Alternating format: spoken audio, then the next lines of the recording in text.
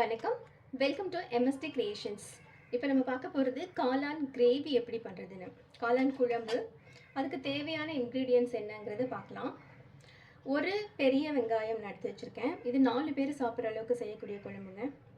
குழம்புன்னு சொல்லலாம், இல்லை கொஞ்சம் செமி கிரேவியாக எடுக்கிறதாலும் கிரேவியாகவும் வச்சுக்கலாம். நம்ம ஒரு பெரிய வெங்காயம், ஒரு கைப்பிடி அளவு சின்ன வெங்காயம் எடுத்திருக்கேன். ஒரு 10லேருந்து 15 நம்பர் எடுத்துக்கோங்க. அப்புறம் பூண்டு ஒரு 5 பல், இஞ்சி ஒரு துண்டு எடுத்துட்டோம். பட்டை ஒரு சுருள் அப்படி எடுத்திருக்கேன். பட்டை 2 பச்சை மிளகாய். ஓகே. இதுக்கப்புறம் தேவையான அளவு கருவேப்பிலை, கொத்தமல்லி எடுத்துக்கோங்க. இது வந்து 400 கிராம்ஸ் ஆஃப் காளானுங்க. பட்டன் காளானில் நான் 2 பேக்கெட் எடுத்து வச்சுருக்கேன். மசாலா பொருட்கள் என்னென்ன தேவை அப்படின்னா, கொஞ்சம் சீரகம் எடுத்துக்கோங்க, மிளகு வேணாலும் கொஞ்சம் ஆட் பண்ணிக்கோங்க.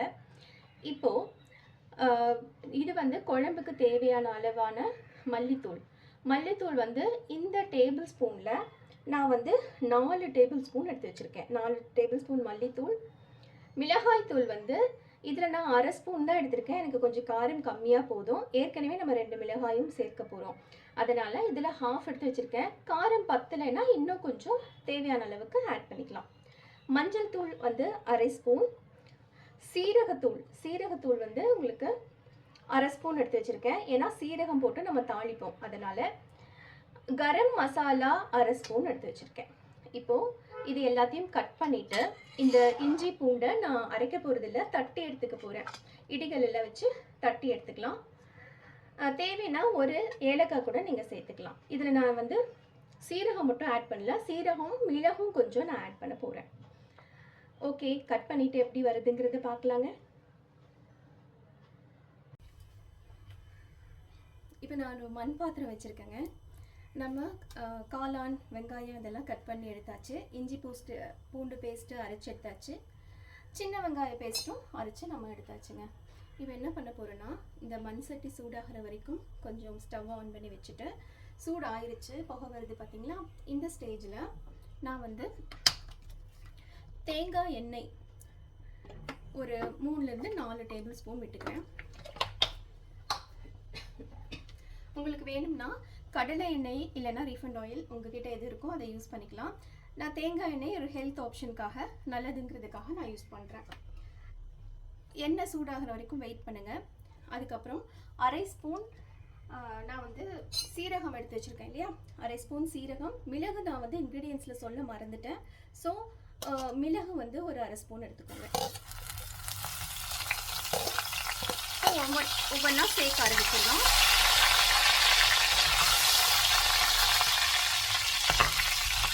மண்பானையில் செஞ்சால் கொஞ்சம் டேஸ்ட்டும் நல்லாயிருக்கும்.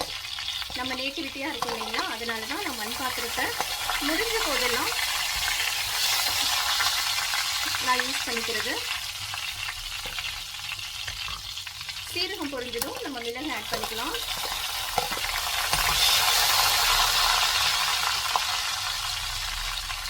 மிளகு போட்ட உடனே நம்ம பட்டை வச்சுருந்தோம் இல்லையா, ஒரு துண்டு பட்டை, அதை நம்ம உடைச்சி அப்படியே ஆட் பண்ணிக்கலாம். மண் பாத்திரம் முடிஞ்ச போதெல்லாம் யூஸ் பண்ணுங்கள். ஏன்னா பொம்பளை குழந்தைங்களுக்கு மண் பாத்திரத்தில் சமைச்சு கொடுக்கறதுங்கிறது ரொம்ப முக்கியம். அவங்க யூட்ரஸ்க்கு ரொம்ப நல்லதுன்னு சொல்கிறாங்க. முடிஞ்ச வரைக்கும் மண் பாத்திரத்தில் ரசம் வைக்க ட்ரை பண்ணுங்கள். டெய்லியும் 1 கரண்டி இல்லைன்னா 2 கரண்டியாவது ரசம் குடிக்கணுமா. அப்போ வந்து இந்த PCOS ப்ராப்ளம் இருக்கிறவங்களுக்கெல்லாம் அது கொஞ்சம் நல்லா இருக்கும், சரியாகும் அப்படின்னு சொல்கிறாங்க. ஸோ ப்ரிஃபரபிளி மண் பாத்திரத்தில் சமைக்கிறத ஒரு ஹேபிட்டாக வச்சுக்கோங்க. அது உங்களுக்கு ரொம்ப நல்லது. பட்டை போட்டதும் நான் வெங்காயம் ஆட் பண்ணுறேன். ஒரு வெங்காயம் நம்ம வச்சுருந்தோம் இல்லையா, அது கட் பண்ணி இப்படி ஆட் பண்ணிக்கிறேன், பெரிய வெங்காயத்தை. அது கூடயே 2 நம்பர் பச்சை மிளகாயும் கட் பண்ணி வச்சு நான் ஆட் பண்ணிக்கிறேன்.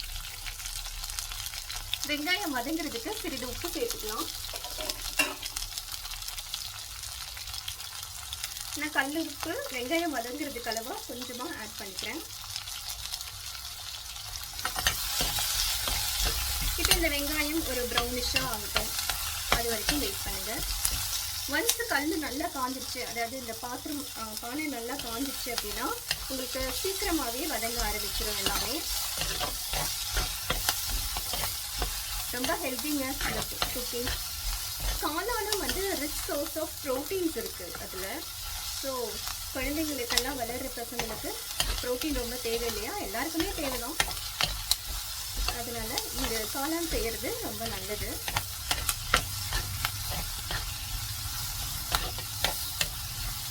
ப்ரோட்டீன் டயட் இருக்கிறவங்க கூட இது மாதிரி செஞ்சு சாப்பிடலாம்.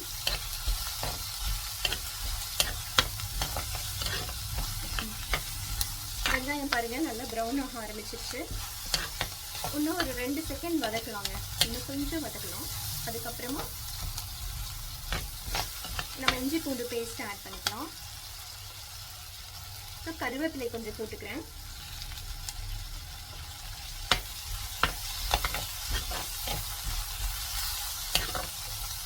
காளானுடைய சுவைங்கிறது வந்து யாரும் நான்வெஜ் சாப்பிட்லையோ அவங்க இதை செஞ்சு சாப்பிட்லாங்க. அப்படியே ஒரு கறியினுடைய சுவை இருக்கும். மட்டன் சாப்பிட்ற அந்த டேஸ்ட் வந்து இதுலேயே உங்களுக்கு கிடைச்சிடும். ஸோ நான்வெஜ் வேண்டாம், வெஜிடேரியனாக இருக்கிறவங்க கறியோட சுவையில் இதை சாப்பிடலாம், இதை செய்யலாம். வெங்காயம் அப்படியே ப்ரௌன் ஆக ஆரம்பிக்குது பாருங்கள். ஒரு கோல்டன் ப்ரௌன் கலர் இப்படி வந்துருச்சு. இந்த ஸ்டேஜில் நம்ம இஞ்சி பூண்டு பேஸ்ட் இதில் 2 ஸ்பூனு கொஞ்சம் தண்ணி விட்டு அரைச்சிருக்கேன், அதை ஆட் பண்ணிக்கலாம்.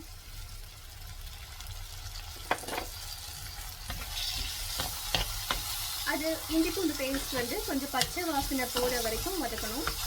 ஒரு 2 நிமிஷம் இதை வதக்கிட்டு இதுக்கப்புறமா சின்ன வெங்காயம் ஒரு கைப்பிடி எடுத்துருந்தேன் இல்லையா, அதை அரைச்சி நான் வச்சுருக்கேன், அதை நம்ம ஆட் பண்ண ஆரம்பிச்சிடலாம்.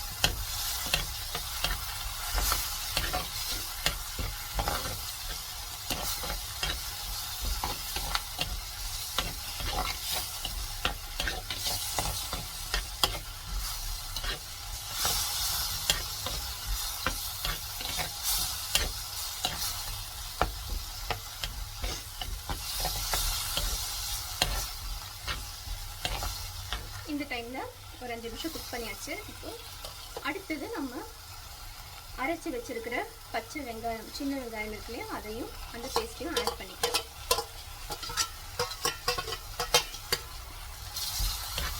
இதுவும் பச்சை வாசனை கொஞ்சம் போகிற வரைக்கும் வதக்கிக்கலாம். ஹை ஃப்ளேமில் வச்சுக்கோங்க.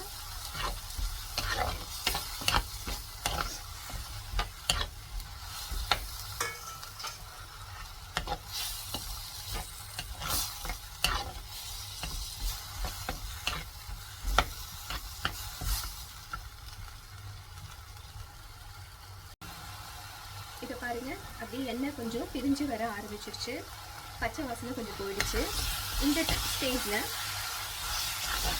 நம்ம காளானை டைரெக்டாக ஆட் பண்ணிடலாங்க. பட்டன் காளான் வச்சுருக்கேன் இல்லையா, அந்த காளானை 1க்கு 2 அரிஞ்சு வச்சுருக்கேன், பீசஸ் ஆக்கியிருக்கேன். இப்போது அதை அப்படியே நம்ம இதில் ஆட் பண்ண போகிறோம். அதுங்க இந்த காளான் கட் பண்ணி வச்ச காளானை இதில் போட்டுறேன். நான் இது வரைக்கும் எந்த தண்ணியுமே சேர்க்கலை. இவ்வளோ இருக்கிற காளான் கொஞ்சம் நேரத்தில் எவ்வளோ சுருகிடுதுன்னு பாருங்கள். இதுவே தண்ணி விடும். ஸோ அது வரைக்கும் வெயிட் பண்ணலாம்.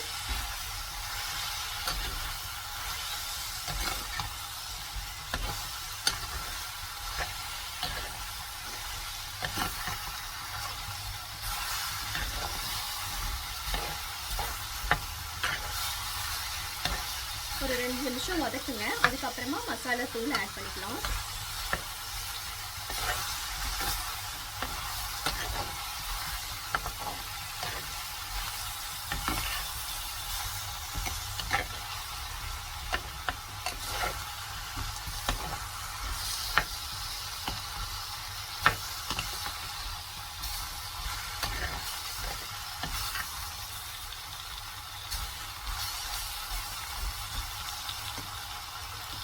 இந்த டைமில் நான் காளானுக்காக இன்னும் கொஞ்சம் உப்பு ஆட் பண்ணிக்கிறேங்க. ஏன்னா நம்ம வெங்காயம் வதக்கிறதுக்கு தான் உப்பு போட்டிருந்தோம், ஃபுல் உப்பும் நம்ம போடலை. ஸோ இந்த டைமில் இந்த காளானுக்காக நான் கொஞ்சம் உப்பு சேர்த்துக்கிறேன். டவுட்டாக இருந்துச்சுன்னா லாஸ்ட்டாக தண்ணி ஆட் பண்ணுறப்போ மீதி உப்பை நீங்கள் ஆட் பண்ணிக்கலாம். நான் இப்போதைக்கு கொஞ்சமாக தான் ஆட் பண்ணுறேன்.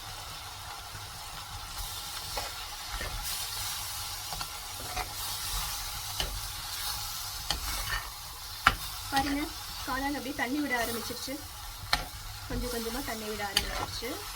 இந்த காளான் மசாலாவோட ஒட்டணும் இல்லையா, அதனால் உப்பு சேர்த்ததுக்கப்புறமா நீங்கள் ஒவ்வொரு மசாலாவும் ஆட் பண்ணிக்கலாம்.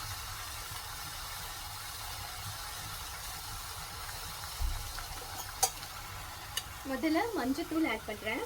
1/2 ஸ்பூன், 1/2 ஸ்பூன் மஞ்சத்தூள் ஆட் பண்ணியாச்சு. இப்போது சீரகத்தூள், ஏற்கனவே சீரகம் 1/2 ஸ்பூன் போட்டிருக்கோம், 1/2 ஸ்பூன். இதில் 1/2 ஸ்பூன் சீரகத்தூள் ஆட் பண்ணிக்கணும். இது நல்ல ஒரு ஃப்ளேவர் கொடுக்கும், அதுக்காக தான். அதுக்கப்புறம் இது டேபிள் ஸ்பூன் கணக்குங்க, சரியா? இதுக்கப்புறம் நம்ம மல்லித்தூள், மிளகாய் தூள் ஆட் பண்ணிக்கலாம். மல்லித்தூள் நான் எவ்வளோ சொன்னேன்னா 4 டேபிள் ஸ்பூன் சொல்லியிருக்கேன். ஸோ 4 டேபிள் ஸ்பூன் மல்லித்தூள் போட்டுக்கலாம். இப்போ ஒரு பேக்கெட் காளான் 200 கிராம்ஸ் தான் யூஸ் பண்ணுறீங்க அப்படின்னா இதில் குறைச்சிக்கலாங்க. அப்படி ஹாஃபாக டிவைட் பண்ணிக்கோங்க. எப்போவுமே மசாலா பொருட்கள் ஆட் பண்ணுறப்போ நீங்கள் சிம்மில் வச்சுக்கோங்க, அரிஞ்சிடாமல் இருக்கிறதுக்காக. ஒரு கலக்கு கலக்கிடுங்க. மசாலா கோட்டிங்கெல்லாம் அப்படியே இந்த காளானில் இறங்கும், அதுக்காக தான் இப்போ போடுறோம் நம்ம. இதுக்கப்புறமா மிளகாய் தூள், 1/2 ஸ்பூன் மிளகாய் தூள் நான் ஆட் பண்ணுறேன். என் காரத்துக்கு இதுவே போதுமானதாக இருக்குது. அப்படி காரம் கூட வேணும் அப்படின்னா இன்னொரு 1/2 ஸ்பூன் கூட நீங்கள் ஆட் பண்ணிக்கலாம். அது உங்கள் டேஸ்ட்டை பொறுத்து தான்.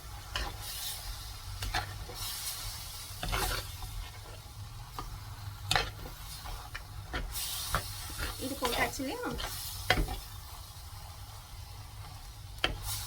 கரம் மசாலா நான் இப்போ ஆட் பண்ணல. கொஞ்சம் தண்ணி ஊற்றி இதை கொதிக்க விடலாம். ஒரே ஒரு டம்ளர் தண்ணி மட்டும் நான் யூஸ் பண்ணிக்கிறேன்.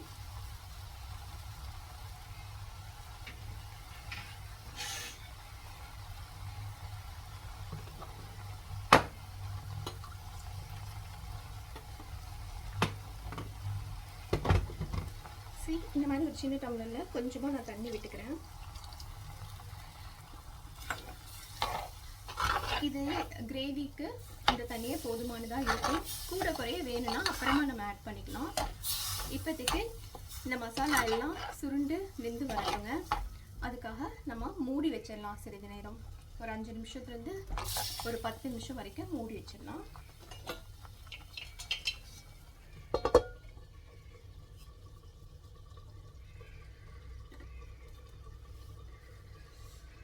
அஞ்சு நிமிஷம் கழிச்சு திறந்து பார்க்கலாம். இது வெந்திருக்கும். இப்போ மூடியை திறந்து பார்க்கலாம்.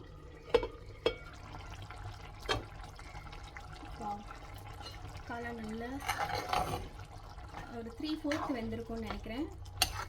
இந்த டைமில் நம்ம வந்து கரம் மசாலா வச்சுருக்கோம் இல்லையா, அதில் 1/2 ஸ்பூன் ஆட் பண்ணிக்கலாம்.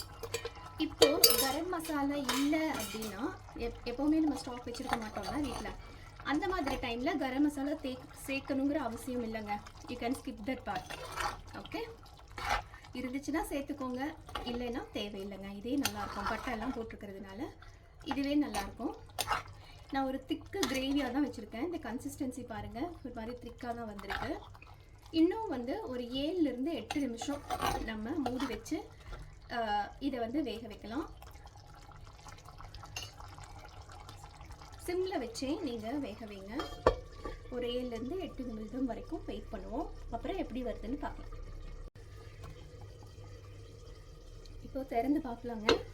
ஒரு 8 மினிட்ஸ் கழித்து திறந்து பார்க்குறேன். இப்போ நான் பாருங்கள், அப்படியே எல்லாமே கிரேவி ரெடி ஆயிடுச்சு. இந்த டைமில் உங்களுக்கு இந்த கன்சிஸ்டன்சி ஓகேனா இப்படி வச்சுக்கோங்க. அப்படி இல்லைன்னா இன்னும் ஒரு டம்ளர் தண்ணி மட்டும் கொஞ்சம் விட்டுட்டிங்கன்னா கொஞ்சம் தின்னாயிடும், உங்களுக்கு குழம்பு மாதிரி ஆகிடும். இது வந்து ஒரு திக் கிரேவியாக எனக்கு வேணுன்றதுனால நான் இப்படி விடுறேன். ஆனால் நீங்கள் இதை விட கொஞ்சம் தண்ணி மாதிரி, அதாவது சாதத்துக்கெல்லாம் ஊற்றி சாப்பிடணும் அப்படின்னா இதுலேயே ஒரு 1/2 டம்ளர் இல்லைன்னா 1 டம்ளர் தண்ணி சேர்த்துட்டு ஒரு கொதிக்க விட்டு எடுத்துக்கோங்க. இப்போ இது வெந்திருக்கா, எல்லா உப்பு இதெல்லாம் கரெக்டாக இருக்காங்கிறத நம்ம செக் பண்ணி பார்த்துடலாம். எடுத்து சாப்பிட்டு பாருங்கள் அந்த காளான் வெந்திருக்கா அப்படின்னு. எனக்கு இந்த காளான் ஓகேவா இருக்குதுங்க. பட் மறுபடியும் சொல்கிறேன், இது சாதத்தில் ஊற்றி சாப்பிட்ற மாதிரி வேணும்னா நீங்கள் கண்டிப்பாக இன்னும் ஒரு டம்ளர் தண்ணி ஊற்றிக்கலாம். எனக்கு இந்த கன்சிஸ்டன்சி போதும். அதனால் கடைசியாக மல்லித்தலை இதில் தூவிக்கலாங்க. மல்லித்தலை கட் பண்ணி போட்டாச்சு. அவ்வளோதான், நம்ம காளான் கிரேவி ரெடி. இது சப்பாத்தி, இட்லி, தோசை, ஈவன் ஈவினிங்கில் வந்து பசங்க ஸ்கூல்லேருந்து வரப்போ ஒரு பிரெட் ஸ்லைஸ் 2 டோஸ்ட் பண்ணி கூட இதை சென்டராக அப்ளை பண்ணி நீங்கள் கொடுக்கலாம். இது ரொம்ப டேஸ்டியாக யம்மியாக இருக்கும். எனக்கு இது வந்து சாதத்தில் போட்டு சாப்பிட்றதுக்கு தான் ரொம்ப பிடிக்கும். நான் அந்த டைமில் என்ன பண்ணுவேன், இன்னொரு 1/2 டம்ளர் தண்ணி ஊற்றி இது கொஞ்சம் குழம்பு மாதிரி ஆக்கிடுவேன். குழம்பு ஆக்கிட்டு அதுக்கப்புறமா சாப்பிடுவேன். இப்போது ரசம் சாதம் இருக்குது, இல்லை தயிர் சாதம் இருக்குது அப்படின்னா இதை நீங்கள் வந்து ஒரு பொரியலாக கூட சைடில் வச்சுட்டு சாப்பிட்லாம். தொட்டுக்கிறதுக்கும் ரொம்ப நல்லாவே இருக்கும்.